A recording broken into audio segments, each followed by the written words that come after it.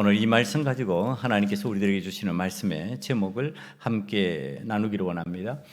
제2의 타성 아닌 신앙으로. 다시 한 번 더 크게 해볼까요? 제2의 타성 아닌 신앙으로.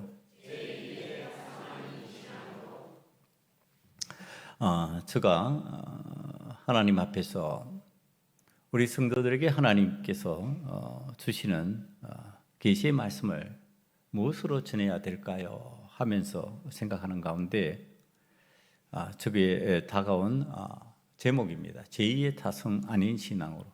타성 아닌 신앙으로 하면 되지 왜 제2의 타성 아닌 신앙으로일까요? 이 타성으로 아닌 신앙으로라고 하는 제목은 제가 1987년도에 어른 예배에 처음 설교할 때의 제목이에요.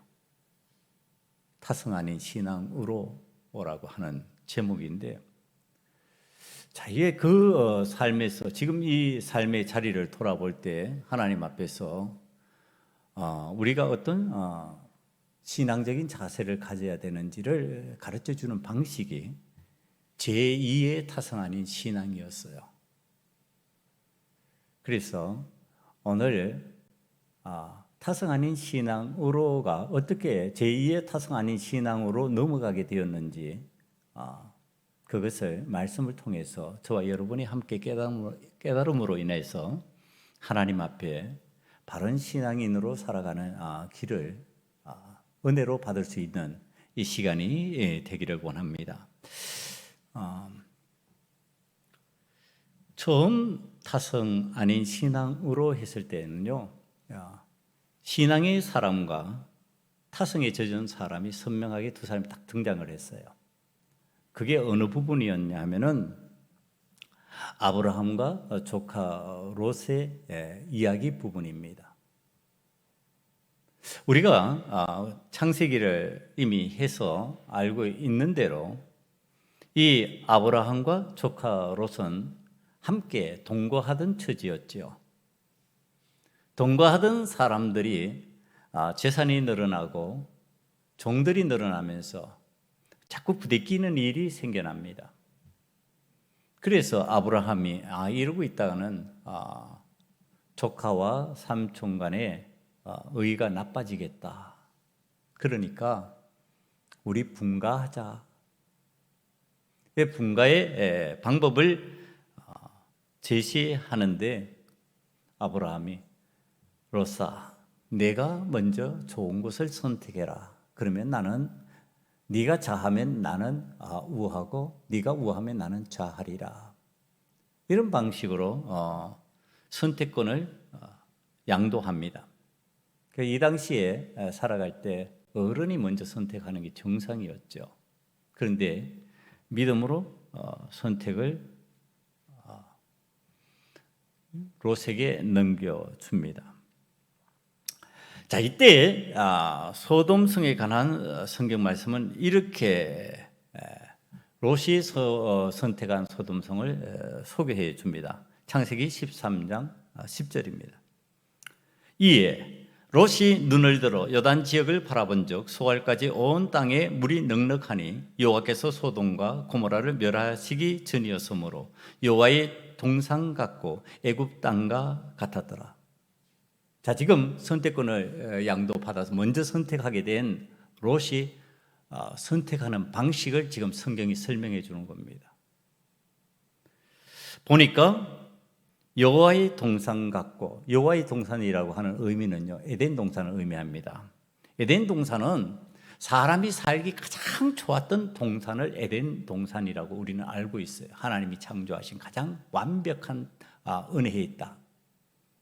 사람들이 죄 짓기 전에 그곳에 거했다가 죄를 지음으로 그곳에 살 수 없게 된 그 완벽함이 무너질 때 그곳에 머물 수 없는 땅, 그 땅, 그것이 에덴 동산인데 소돔이 롯의 눈을 들어서 봤는데 에덴 동산 같더라, 이렇게.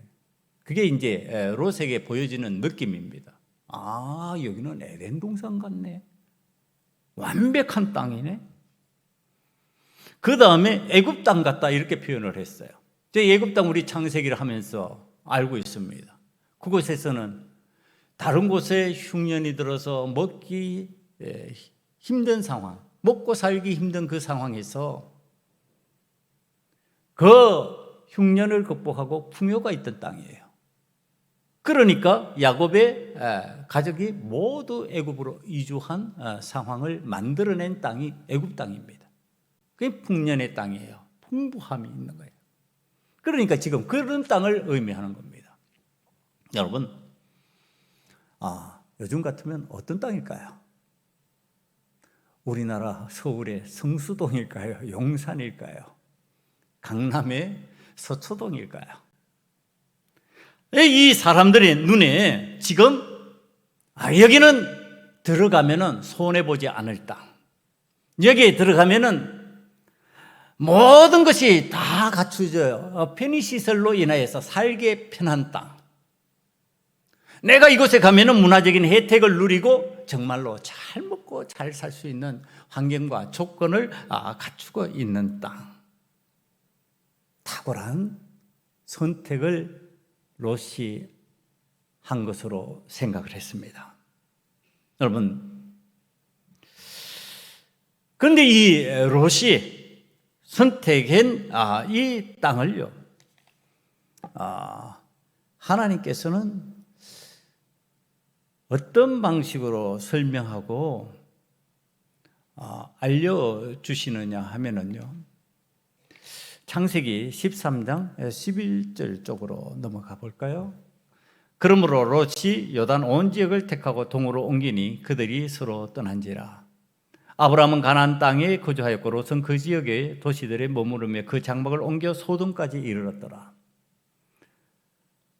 소돔 사람은 여호와 앞에 악하며 큰 죄인이었더라. 지금 소돔은 여호와 하나님 앞에서 악한 곳이에요. 내가 보기에는 참 좋은 땅, 모든 것이 갖추어져 있고 완벽한 땅, 모든 환경이 좋은 그러한 상황의 곳. 이곳에서는 좋은 프로그램이 진행되어 있고 이곳에서는 사람들이 먹을 것이 많이 있고 물이 넉넉하다 그러니까 그 시대에 필요를 가장 잘 채워줄 수 있는 환경과 조건과 상황입니다. 그런데 성경은 무엇이라고 표현하고 있느냐 하면 소돔 사람은 여호와 앞에 악하며 큰 죄인이었더라. 여러분, 지금 롯이 소돔이 좋다고 선택을 했는데 성경은 악하며 큰 죄인이 모인 공동체라고 지금 말하고 있습니다. 그럼 뭐를 본 걸까요? 무엇을 보고 좋다고 그랬을까요? 악하며 죄인인 삶의 모습을 보고 좋다고 그러지는 않았을 거 아니에요. 내 육적인 것을 만족시켜 줄 수 있는 환경과 조건과 상황을 본 겁니다. 내 육신의 눈으로 보기에 좋은 것을 지금 선택했다. 성경이 그걸 얘기하는 겁니다. 여러분, 이건 오늘날 신앙인들이거나 비신앙인들이거나 다 갖고 있는 요소 중에 하나입니다. 내가 보기에 좋은 것을 선택하는 거지요. 내가 익숙하게 내 행동 속에 굳어진 습관이 있는데 그 습관이 뭐냐? 타성입니다.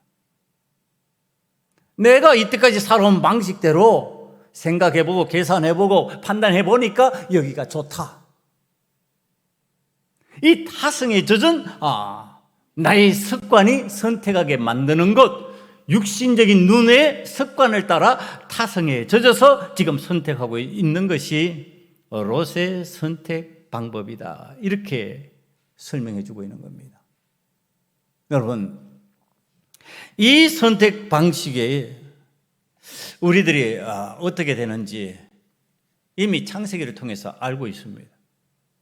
이 익숙한 타성에 젖은 선택 방법, 이 방식이 신앙인의 삶을 지배해 버린다면 어떤 상황으로 그것이 변하는지 우리는 말씀을 통해 이미 알고 있습니다.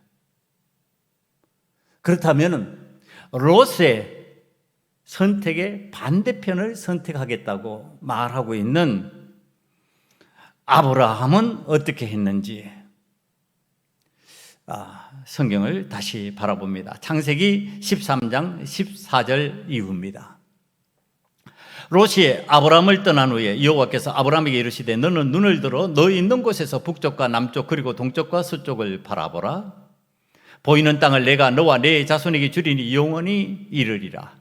내가 내 자손이 땅에 티끌 같게 하리니 사람의 땅에 티끌을 능히 셀 수 있을진데 내 자손도 세리라. 너는 일어나 그 땅을 종과 행으로 두루 다녀보라. 내가 그것을 내게 주리라. 이에 아브라함이 장막을 옮겨 헤브론에 있는 마므레 상수리 숯불에 이르러 거주하며 거기서 여호와를 위하여 제단을 쌓았더라.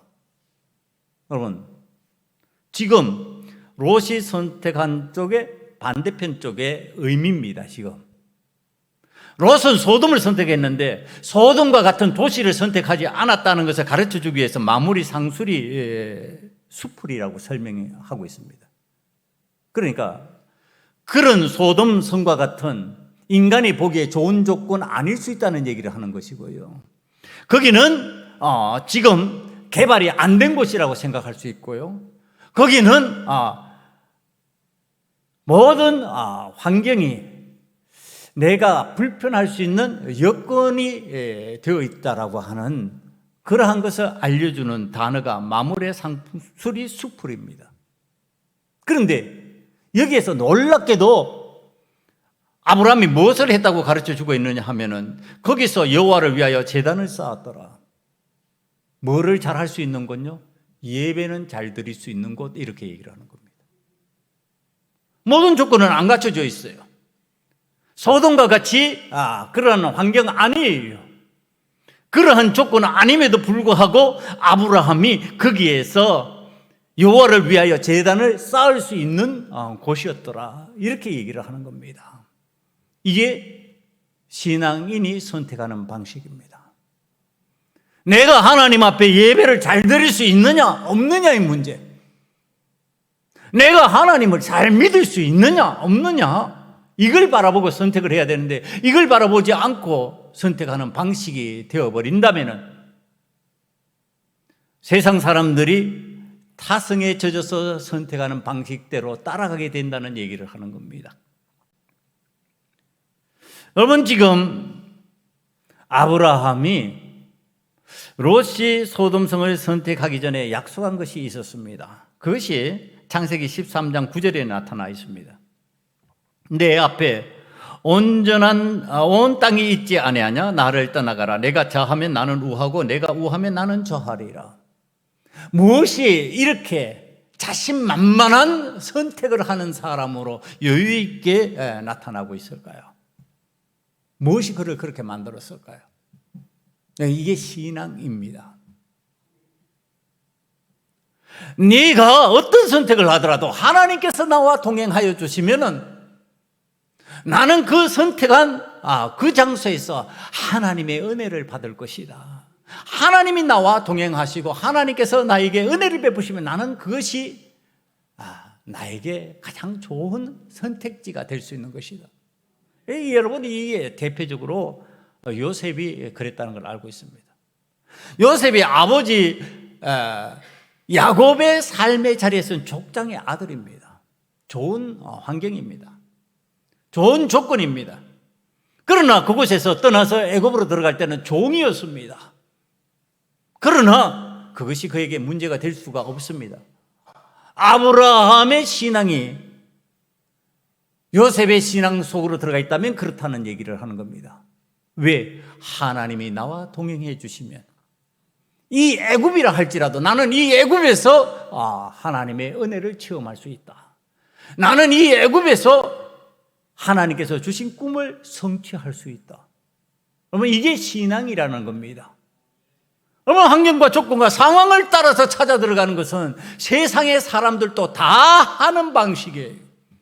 세상의 사람들도 환경 좋은 것 좋아하고 조건 좋은 것 좋아하고 모든 것이 갖추어져 있기 때문에 편안한 것 좋아하고 믿는 사람도 역시 그러할 수 있는데, 믿는 사람은 그러나 하나님이 나와 함께 하시는 것이 우선순위라는 얘기를 하는 겁니다. 그것이 이루어질 때 그 선택의 장소가 은혜의 장소가 되는 거지, 내 육신의 눈을 들어서 보기에 좋은 것이 나에게 좋은 것이 아닐 수 있다라고 하는 거. 똑같이 눈을 들어서 봤는데, 그러면은 아브라함이 눈을 든 것은 무슨 눈이었을까요? 믿음의 눈입니다. 영혼의 눈입니다. 사랑하는 성도 여러분, 여러분들이 이 세상에서 살아가면서 믿음 생활을 하는데, 믿음 생활을 할 때 선택의 방식이 눈을 들어서 보는 방식은 같은 것 같습니다. 그러나 눈을 들어서 선택을 하는데, 육신의 눈을 들어서 육체의 만족을 위한 선택을 했을 때는 롯의 선택 방식을 따르게 될 수밖에 없어요. 그것이 타성에 젖은 인간의 모습입니다.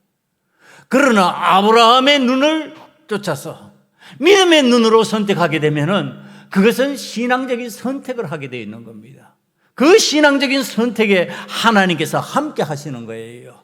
하나님께서 네 있는 곳에 동쪽, 남쪽, 서쪽, 북쪽 다 바라봐라. 이걸 내가 너에게 줄 것이다. 내가 여기에서 너에게 은혜를 베풀 것이고 네 자손들에게 은혜를 베풀 것이다. 하나님은 그렇게 말씀하시는 겁니다. 사랑하는 성도 여러분, 우리가 하나님 앞에서 믿음의 생활을 하면서 선택할 때 유의해야 될 것, 눈을 들어 보는 방식은 똑같다.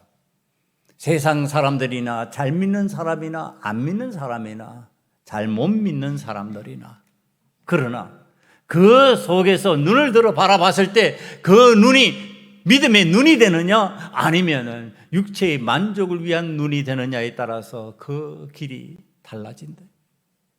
사랑하는 성도 여러분, 오늘 소금 언약교회 이 자리를 선택하고 이 자리에 모인 여러분들은 믿음의 눈으로 하나님께서 허락하신 땅을 바라볼 수 있는 은혜가 임하시기를 간절히 축원합니다.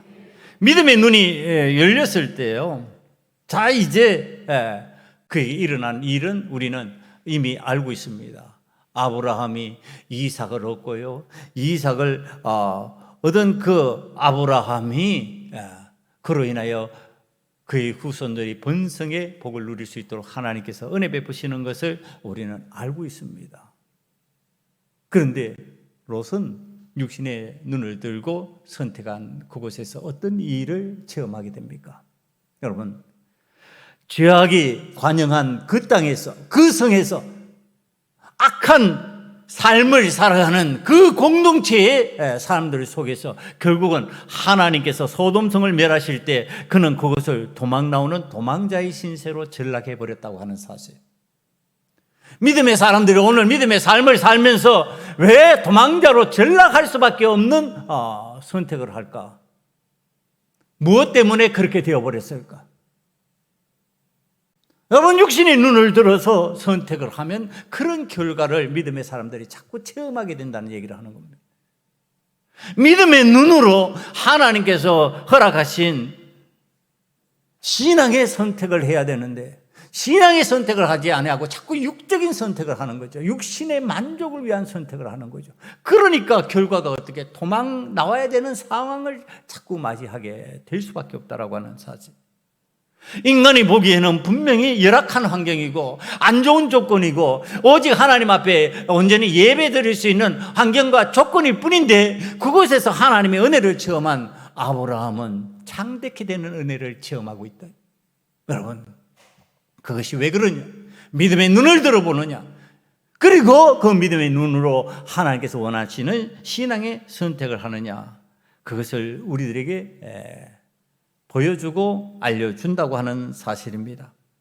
이것이 첫 번째 타성 아닌 신앙으로의 내용입니다. 여러분, 여기에서 두 번째 제2의 타성 아닌 신앙으로 넘어가야 된다고 가르쳐주고 있었어요. 여러분, 우리들이 신앙생활을 하면서 착각해버리는 것 중에 하나가 뭐냐 하면은 내가 아브라함의 삶을 선택했어요. 내가 믿음의 삶을 선택했어요. 하나님께서 원하시는 신앙의 방법을 선택했어요. 한 번 선택했다. 그러니까 끝났다. 자꾸 이렇게 생각하는 거예요. 내가 이제 교회 속으로 돌아서니까 됐어. 내가 이제 믿음의 삶을 사니까 나는 이제 믿음의 사람이야. 이러는데 그렇지 않다는 얘기를 하는 겁니다. 그게 아브라함 속에서 우리가 찾아내야 될 내용입니다. 분명히 믿음의 선택을 하고 신앙의 그 길을 걸어간 이 아브라함이 이제 더 이상 신앙이냐 타성이냐 신앙이냐의 문제를 따지지 않고 살아갈 수 있는 사람이 되었느냐? 그렇지 않다는 얘기를 하는 겁니다.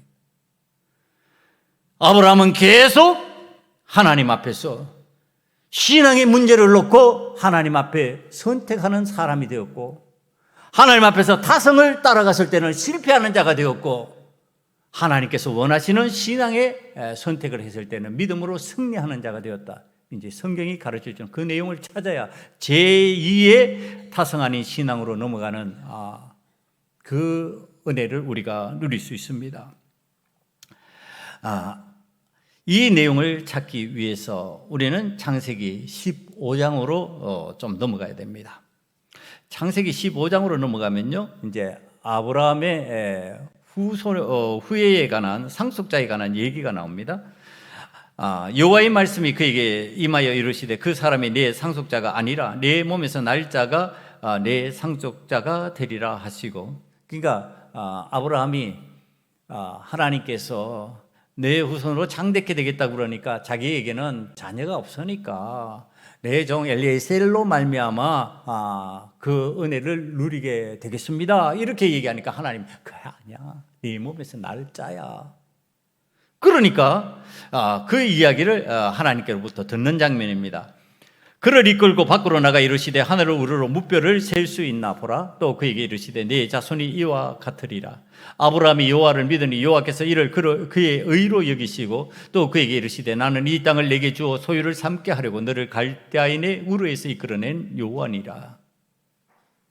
여호와 하나님께서 네 몸에서 애 낳을 것이고 그 후손들이 이 땅을 차지하고 여기에서 은혜를 누리면서 살 거야.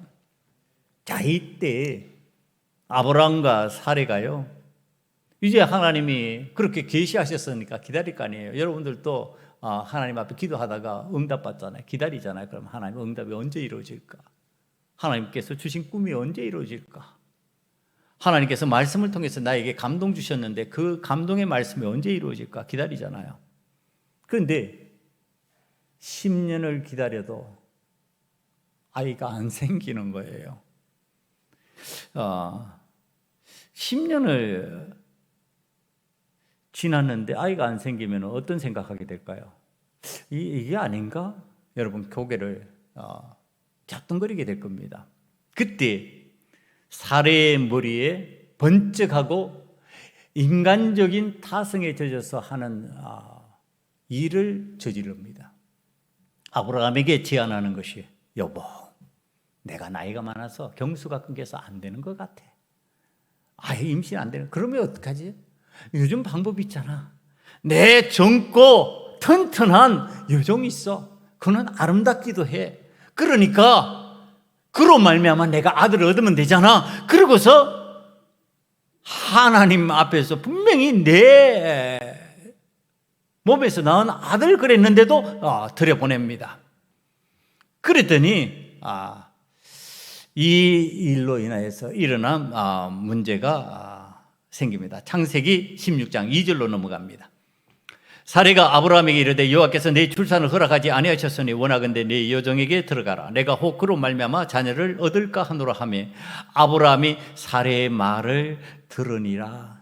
남자들이요, 딴 거는 말 잘 안 들으면서 이건 말 잘 들어요.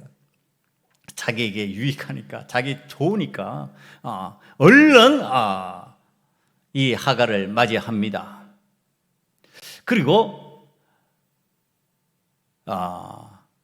3절이에요. 아브라함의 아내 사레가 그 여종 애굽 사람 하갈을 데려다가 그 남편 아브라함에게 첩으로 준 때는 아브라함이 가나안 땅에 거주한 지 10년 후였더라.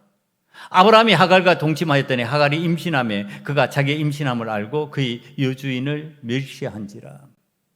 여러분, 하나님의 뜻을 따라서 행하지 아니하고 인간의 익숙한 습관대로 타성에 젖어서 행해버린 이 일이 자기에게 고통을 주는 현상을 지금 얘기해 주고 있습니다. 지금 이게 이 일에 있어서 아브라함은 무죄하냐? 아브라함도 마찬가지입니다. 아브라함이 믿음의 눈으로 보지 아니하고 육신의 눈으로 바라보니까 그럴 것도 같아. 당신 힘들지? 그럼 하갈 그렇게 한번 해보자. 그래서 참 인간적으로 좋은 결정을 한 것 같은데, 그러나 그건 신앙의 선택이 아니었고 믿음의 눈으로 한 일이 아니었다라고 하는 것을 알려주는 얘기가 창세기 17장 18절 이하에 등장합니다. 아브라함이 이에 하나님께 아뢰되 이스마엘이나 하나님 앞에 살기를 원하나이다. 그러니까 너로 말미암아 창대케 되는 것은 하갈이 아니야. 그러니까 그 일이 지금 하나님 앞에서 아브라함이 하나님께 얘기하는 장면이에요. 이스마엘이나 이제 살아는 안 될 것 같은데요, 그러는 장면이죠. 그런데 하나님이 이르시되 아니라 내 아내 사라가 내게 아들을 낳으리니 너는 그 이름을 이삭이라 하라. 이름까지 줍니다. 내가 그와 내 언약을 세우리니 그의 후손에게 영원한 언약이 되리라. 육신의 눈으로 바라봤을 때 이 아브라함에게 있었어요. 상속자는 이스마엘이었어요. 이스마엘이나 하나님 앞에 은혜 받기를 원합니다. 이삭은 꿈을 안 꾼다니까요. 여러분, 분명히 신앙의 선택을 하고 하나님께서 주신 은혜의 땅 가나안 땅에 머물면서 소돔성의 위기를 바라보고 롯의 선택의 위기를 바라본 아브라함이에요. 그런데 지금 그 믿음의 사람 아브라함조차도 육신의 눈을 들어서 선택하기 시작하자 위기 상황이 그에게 찾아오는 거예요. 여러분, 이 일로 말미암아 지금 이스라엘 땅에서 일어나는 그러한 위기 상황이 만들어지는 거예요. 철천지 원수가 되는, 그의 후손들이 철천지 원수가 되는 상황으로 넘어가 버려요. 여러분, 내 육신의 눈을 들어서 믿음의 사람들이 한 번 신앙의 선택을 했다고 계속 신앙의 선택을 할 수 있느냐? 그렇지 않다는 얘기를 하는 겁니다. 끊임없이 우리는 어떻게 해야 된다? 신앙의 선택을 해야 된다. 이걸 가르쳐 주는 거예요. 한 번 선택했으니까 하나님께서 다 인도하시는 건지, 자기 마음대로 하면서, 내 생각대로 하면서, 내 계획대로 하면서 그걸 갖다가 하나님의 뜻으로 자꾸 만들어버리니까 어떤 일이 일어난다? 아브라함에게 일어나는 불상사가 생긴다. 이스마엘로 인한 고통이 후손들에게로 연결되는 상황이 되어버린다. 지금 이 아브라함이 이제 하나님의 말씀을 들으면서 깨닫습니다. 이스마엘이 아니구나. 이건 내가 육신의 눈을 들어서 타성에 젖은 습관대로 선택을 한 거구나. 이제 믿음의 선택, 신앙적인 선택을 하나님께서 원하시는 대로 해야지. 그러고서 다시 사라와 동침합니다. 그러면서 하나님의 은혜가 나타나는 장면이 창세기 21장 1절 이후의 말씀입니다. 여호와께서 말씀하신 대로 사라를 돌보셨고 여호와께서 말씀하신 대로 사라에게 행하셨으므로 사라가 임신하고 하나님이 말씀하신 시기가 되어 노년의 아브라함에게 아들을 낳으니, 아브라함이 그에게 태어난 아들 곧 사라가 자기에게 낳은 아들을 이름하여 이삭이라 하였고, 하나님께서 이삭으로 하라 그러니까 이삭으로 한 거예요. 그 다음에 그 아들 이삭이 난지 이제 중요한 내용이에요. 지금 8일 만에 그가 하나님의 명령대로 할례를 행하였더라. 아브라함이 그의 아들 이삭이 그에게 태어날 때 100세라. 여러분, 이게 아들을 할례를 하고 있어요. 난지 8일 만에 하나님과의 언약을 지켜나가는 거예요. 하나님과의 그 말씀을 따르는 방식의 삶을 선택하는 거예요. 100세에 낳은 아들 얼마나 귀할까? 여러분, 그 귀한 아들에게 지금 할례를 행하고 있어요. 고통을 주고 있는 거예요. 육적으로 봤을 때는 어떤 거예요? 고통스러운 거예요. 그 아이는 그것 때문에 울 수밖에 없어요. 그런데도 그걸 하고 있는 거예요. 왜? 하나님의 명령이니까. 이게 믿음의 눈으로 바라봤을 때 신앙적인 길이니까. 여러분, 오늘 우리들의 후손들에게, 우리들의 자손들에게 하나님께서 원하시는 그 방법임에도 불구하고 그에게 고통이 되고 그에게 힘들다 해서 시키는 것을 멈춰버린다니까요. 안 시킨다니까요. 하지 말라고 그런다니까요. 제가 섬겼던 교회에 장로님이 계세요. 자, 이 장로님이 땅을 치면서 후회를 하는 거야. 그때 그러지 말았어야 되는데. 언제? 고등학교 3학년 때. 내 아들이 고등학교 3학년 때. 야, 입시가 중요하지. 대학은 들어가야 될 거 아니야. 야, 주일 교회 안 가도 되니까 공부해. 공부하더랍니다. 공부해서 고대를 들어갔어요. 성공한 것 같죠. 그 다음부터 얘가 교회를 안 나와. 교회는 안 나가도 되는구나. 내가 힘들면, 어려운 일이 생기면, 세상에서 중요한 일이라고 생각하는 일을 할 때면은 교회 안 나가도 되는구나. 안 나오는 거야. 아버지가 아무리 말해도. 아버지가 그렇게 가르쳐 줬으니까. 그리고 목사님이 신방 가면은요, 지방에 앉아가지고 담배만 퍽퍽 피우고 나오지도 않는 거예요. 후회하는 거예요. 땅을 치면서 후회하는 거예요. 그때 그러지 말았어야 되는데. 여러분, 하나님의 명령대로 고통스럽더라도 왜 그렇게 말 못하냐? 명문대학 아니라도 좋아. 4년제 대학도 괜찮고 2년제 대학도 괜찮아. 하나님의 뜻대로 살다가 그렇게 되면 그게 하나님의 은혜지. 왜 이걸 말 못하냔 말이에요. 그렇게 안 가르치니까 그렇게 안 하는 거예요. 그런데 지금 아브라함은 하잖아요. 100세에 낳은 그 귀한 아들, 그 몸에 지금 피를 흘리는 고통을 겪게 만들고 있어요. 그러면서 할례를 하나님의 명령대로 시행하고 있는 거예요. 이 믿음의 선택을 하고 신앙의 선택을 하니까 이 이삭이 자라나서 어떤 아들이 되는 줄 아세요? 순종의 아들이 되는 거예요. 이 아들이 기막힌 순종을 하는 아들이 되는 거예요. 하나님 앞에서 신앙생활을 이렇게 하는 거구나.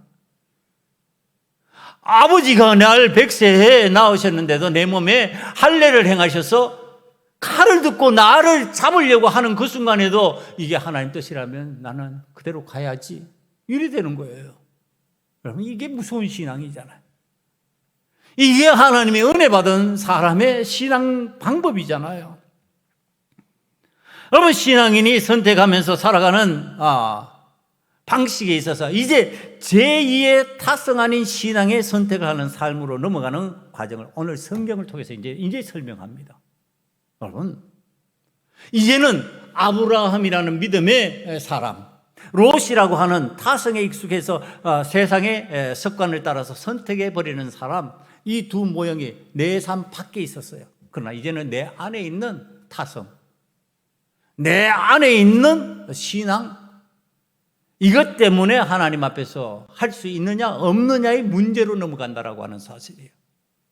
내가 이 모형을 따라서 신앙생활을 하고 이 교회의 가르침을 따라서 신앙생활을 하고 이렇게 해서 끝나는 게 아니라 이제 나의 문제로 넘어왔다는 거예요. 내가 하나님 앞에서 어떤 신앙생활을 할 것인가, 내가 어떤 믿음의 삶을 살 것인가, 그걸 여호수아를 통해서 가르쳐주고 있는데요. 이 여호수아를 통해서 가르쳐주는데 갑자기 저게 묵상으로 들어온 거야. 이 방법이 기가 막힌 방법인데 이게 무슨 전쟁법이냐 말이에요. 이게 무슨 하나님이 나에게 가르쳐주신 은혜의 방법인데 내 신앙적인 눈이 아니라면은, 세상을 살아가는 방식의 눈이라면요, 이거는 애들 장난이에요. 여러분, 애들 장난할 때 이렇게 하잖아. 전쟁놀이 할 때. 이게 땅 따먹게 하고요. 그렇잖아요. 아니, 무슨 성주일을 하루에 한 바퀴 돌고 마지막 7째 날에는 7바퀴 돌고 소리 질러라, 나팔 불고 소리 질러라. 이게 전쟁 방법이에요? 이게 애들 장난하는 거지.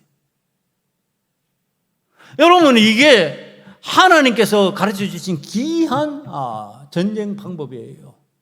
이게 어디로 연결됐나 보다가 제가 묵상하는 가운데 깜짝 놀라면서 들어온 부분이에요.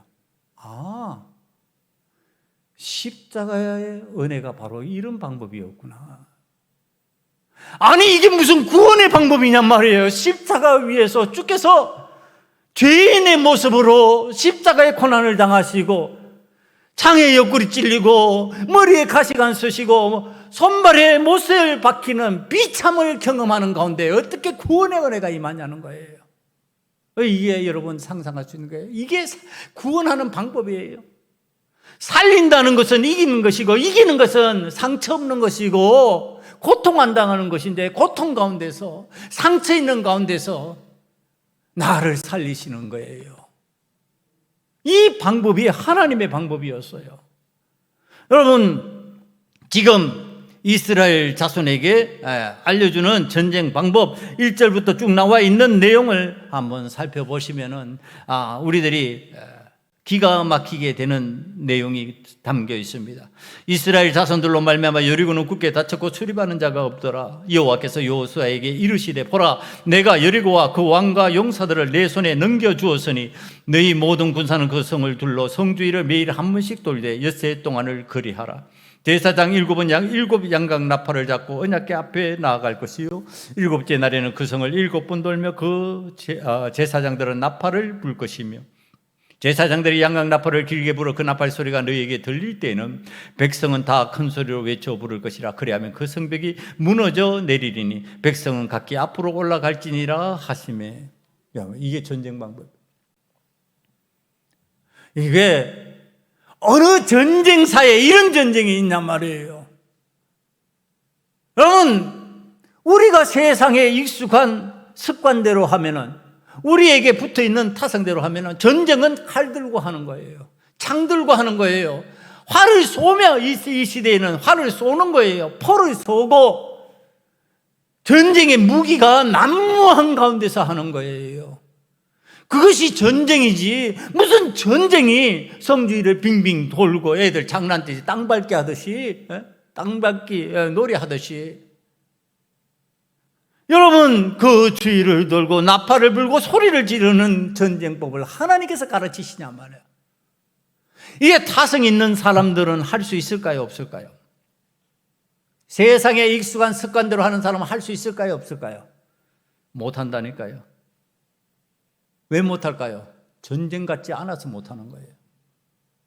하나님의 전쟁법은 우리의 전쟁법과 다른데, 우리가 그것을 믿지 아니하면은 우리가 그것이 우리의 전쟁 같지 않아서 못하는 거예요. 그러니까 못하게 되고 안 하게 되는 거예요.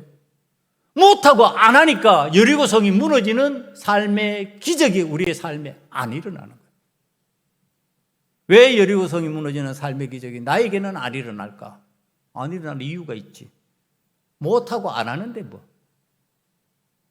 여리고성을 돌아라 그러는데 안 돌아요, 여러분. 하루에 한 바퀴씩 돌다가 마지막에 7바퀴 돌아라 그러는데 이거 장난 같으니까 못하는 거죠. 여러분, 예수 그리스도를 믿고 믿음 생활을 하는 것이, 예배를 드리는 것이 뭐 그렇게 대단하게 막 여러분들에게 힘들고 고통스러운 거예요? 저기 북한에서 드리는 예배 정도라면 내가 이해할 수 있어요. 그 위기를, 그 어려움을 이겨내기 위해서, 엄밀하게 드리기 위해서 가진 노력을 다하면서 예배 드리는 방식이라면 이해해요.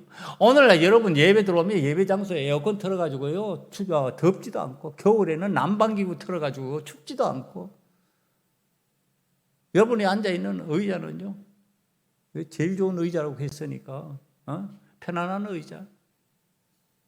도대체 이게 힘든 게 있냐? 이게 힘드니까 의미 없이 느껴져요. 여러분, 먹으러 가는데도 맛있는데 참 잘 되는 데는요, 줄 서서 먹잖아요. 나 그거 보면 기가 막혀요. 30분, 1시간 기다려서도 먹고 나오더라고요. 그러면서 기분 좋아해요. 그런데 예배 드리러 오면서는요, 이게 편하기만 편하고 오면은 자리 텅텅 비어 있으니까 언제 와도 까딱도 없고, 이 자리가 꽉꽉 막혀가지고 못 들어와가지고 막 줄 서 있고 이래야 되는데 안 그러니까요. 이건 뭐 해야 되는 거야, 말아야 되는 거야, 이래 되는 거죠. 여러분, 지금 여리고성을 도는 것이, 이건 뭐 해야 돼야 말아야 되냐? 너무 쉬우니까, 너무 편하니까. 쉽다고 편하다고 그냥 편하겠냐면 제가 이제 묵상하는 거예요. 여리고성 도는데 신난다 룰루랄라 이렇게 도면 되는데 여러분 지금 여호수아가 명령 내리니까 그 명령을 따라 믿음의 사람 여호수아가 내리는 명령을 따라서 하니까 하는 건데 그렇게 하면 되겠냐는 말이에요. 돌으라 그러니까 돌긴 도는데 어떻게 해야 될까요? 기도하자. 하나님 역사하실 줄 믿습니다. 하나님께서 우리의 이 발걸음에 기적을 베푸실 줄 믿습니다. 아니 이러고 돌아야 될 거 아니냐 말이야. 룰루랄라 춤추면서 놀면서 돌겠냐고요. 여러분 여호와 이전에 올라와서 예배 드리는 게 너무 쉬워요. 너무 편해요. 오늘날 자리는 뭐 빈대로 막 드릴 수 있고 마음대로 할 수 있을 것 같은 이곳에 오면서 그래 쉽다고 쉬우면 되겠냐. 내 스스로가 하나님 앞에 간절한 마음으로 안타까운 마음으로 하나님의 은혜와 역사를 기대하고 소망하는 마음으로 이 자리에 올라와서 하나님 앞에 예배해야 되는 게 아니냔 말이에요. 여러분 오늘 하나님 앞에서 여호수아가 이미 신앙의 선택을 했던 사람입니다. 가나안 땅을 염탐하러 들어갔을 때요 12명이 파송을 받았어요. 12명이 들어가서 염탐을 하고 그 중에 두 사람 여호수아와 갈렙은요 막바로 들어가자 이건 하나님이 주신 은혜의 땅이다 그렇게 믿고 선택한 사람이에요. 신앙의 선택을 했던 사람이에요. 10명이 반대해가지고 그것이 무산되어 버렸는데 그러나 여호수아는 그 믿음을 가지고 있었던 사람이에요. 그러나 오늘 여리고성 앞에서 다시 선택을 해야 되는 상황이 되어버린 거예요. 여러분 믿음의 선택 한 번 했다고 되는 거 아닙니다. 우리가 한번 예수 믿기로 했다고 그것으로 모든 게 종결되어 버린 게 아니에요. 오늘 끊임없이 우리는 신앙의 선택, 믿음의 선택을 하면서 하나님 앞에 타성해졌지 않은 그리스도인으로 살아야 된다고 하는 사실. 여러분 타성해져진 신앙인 되지 마세요. 익숙하게 그냥 습관대로 예배 드리는 사람 되지 마세요. 정말로 하나님께서 이 견고한 여리고성, 내 삶의 여리고성을 하나님께서 무너뜨리시기 위해서 오늘 나에게 이 방법을 가르치셨다면 내가 믿음으로 그것을 하겠습니다 하는 간절함으로 도우시기를 간절히 축원합니다. 비록 내 손에 칼과 창은 들지 않았다 할지라도 신무기를 들고 있지 않다 할지라도 여호와 하나님께서 나에게 요구하시는 믿음의 발걸음으로 도울 수 있는 사람, 그래서 그 은혜를 누리고 그 승리를 맛볼 때 여러분들과 저는 얼마나 하나님 앞에 감사할 수 있을까? 얼마나 행복할까? 하나님이 나와 함께 하시는 증거가 이렇게 넘치니까 그 증거 때문에 세상에서 어떤 일이 일어나도 두렵지 않고 근심, 염려가 안 되는 은혜가 저와 여러분에게 임할 줄 믿습니다. 이 시간에 기도합니다. 하나님, 우리는 타성 아닌 신앙으로 선택하는 자가 되게 만들어 주시옵소서. 아버지 하나님 앞에서 믿음의 선택을 하고 하나님 기뻐하시는 방향성을 쫓아가는 자가 되기를 원합니다. 이 시간에 다 함께 간절히 기도하겠습니다. 아버지 하나님, 우리는 믿음의 선택을 하는 사람이 되고 신앙의 길을 선택하는 사람이 되기를 원합니다. 아버지 하나님, 익숙한 인간적인 방법, 인간적인 눈을 들어서 선택하는 자가 되지 않고 세상의 방법을 따라서 선택하는 자가 되지 않기를 원합니다. 하나님의 은혜의 방법을 따르는 자가 되게 하시고 주께서 명령하시면 아멘하고 순종하면서 그 길로 달려가는 용감한 그리스도인이 되기를 원하오니 주여 우리를 붙들어 주시옵소서. 아버지 하나님, 우리는 여호수아와 같은 믿음의 방법으로 신앙적인 선택을 하는 자가 되기를 원합니다. 아버지 하나님, 롯의 타성을 버리는 자가 되기를 원하며 아버지 하나님께서 원치 않는 익숙한 세상적인 방법을 버리는 그리스도인이 되기를 원합니다. 아버지 하나님께서 은혜 베풀어 주셔서 선택을 하는 그곳에 기적의 역사, 하나님의 영광이 드러나는 능력이 임하게 만들어 주시옵소서. 예수님 이름으로 감사하며 기도드리옵나이다. 아멘.